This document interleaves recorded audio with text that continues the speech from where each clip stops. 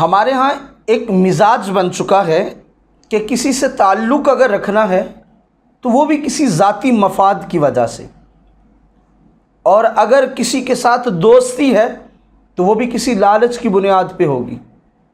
اور اگر کسی کے گھر آنے جانے کی کیفیت ہے، یعنی رشتہ داروں میں کسی کے گھر زیادہ آنا جانا ہے، تو یقیناً کوئی نہ کوئی لالچ اور طمع ہوگا، وگرنہ غریب بھی تو رشتہ دار ہوتے ہیں، ان کے ہاں سال میں کوئی ایک بار بھی نہیں جاتا،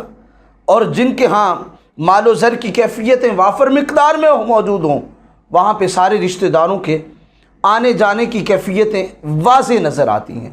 گویا ہمارا ایک معاشرتی اعتبار سے ایک مزاج بن چکا ہے کہ ہم نے جس سے بھی تعلق بنانا ہے وہ کسی ذاتی مفاد کی بنیاد پہ بنانا ہے، وگرنہ ہمارا کسی سے کوئی تعلق نہیں۔ یہاں تک کہ اگر کسی کا جنازہ پڑھنے جانا ہے تو اگر وہاں پہ کوئی ذاتی مفاد موجود ہے تو جنازے کے لیے جایا جاتا ہے، وگرنہ کہتے ہیں ضرورت ہی نہیں، اس کے ساتھ میرا کیا تعلق ہے، میرا اس کے ساتھ کون سا کوئی ایسا معاملہ ہے جس سے مجھے اس سے کوئی نفع حاصل ہو سکے۔ یعنی یہ ہمارا مزاج ہے، اور یہ اس وقت المیہ ہے، حالانکہ حضور صلی اللہ علیہ وسلم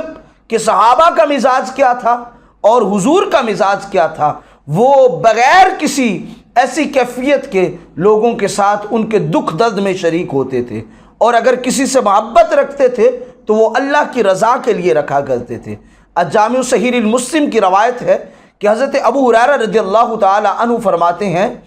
کہ ایک شخص کسی شخص سے ملنے کے لیے دوسری بستی میں جا رہا تھا، اللہ نے راستے میں اس کے لیے ایک فرشتہ مقرر کر دیا۔ جب وہ بندہ اس کے قریب پہنچا تو اس نے اس سے سوال کیا، اے بندہ خدا کدھر جا رہا ہے؟ میں فلاں بستی میں جا رہا ہوں، خیریت ہے؟ وہاں پہ ایک شخص ہے، اس سے ملنے جا رہا ہوں۔ تو سوال کرتا ہے فرشتہ، کیا